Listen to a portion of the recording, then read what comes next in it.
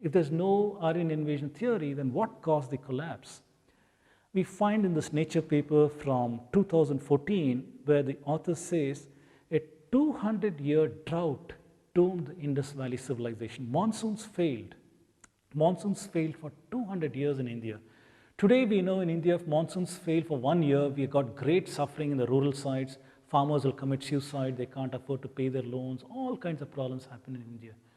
If monsoons fail here for 3 to 5 years, God help us, because our economy is going to tank, the GDP will go down, all kinds of problems, widespread problems will be there. Can you imagine 200 years? Can you imagine 200 years of drought?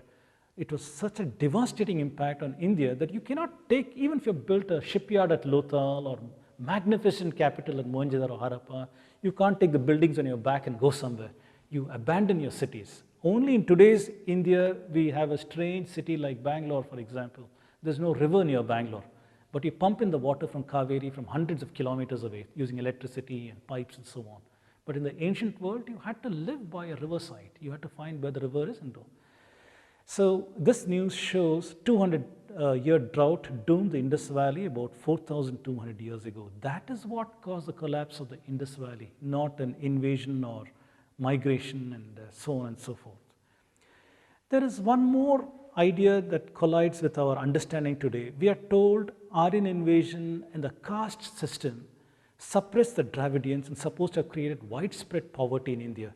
If there's no Aryan invasion theory, what caused widespread poverty in India? That is the question. I'd like to show you the work of Angus Maddison, who called out the global contribution to world's GDP for these people, the Middle East, for India, for China, Western Europe, and so on, from the turn of the current era all the way to the year 2003.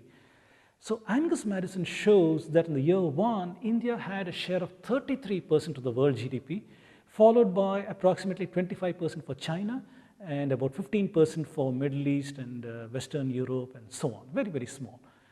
India went through a period of decline over the invasion period, the Muslim invasion period, and so on, reaching a plateau approximately around 1700s, where in 1700s there was a reconsolidation with the Maratha Empire and so on. So it slightly went up at that time frame, reached a maximum, slight maximum around the year 1700. And that is the onset of the colonial rule in India, the Portuguese, the British, Dutch, and so on. And this led to a rapid decline in the fortunes of India, as you can see. At the same time, the fortunes of Western Europe went sharply up, showing a transference of wealth from India into Europe in this time frame. There are a lot of stories hiding over here about nutrition, about famines, about collapse of the economy and change in people's outlook on life and so on.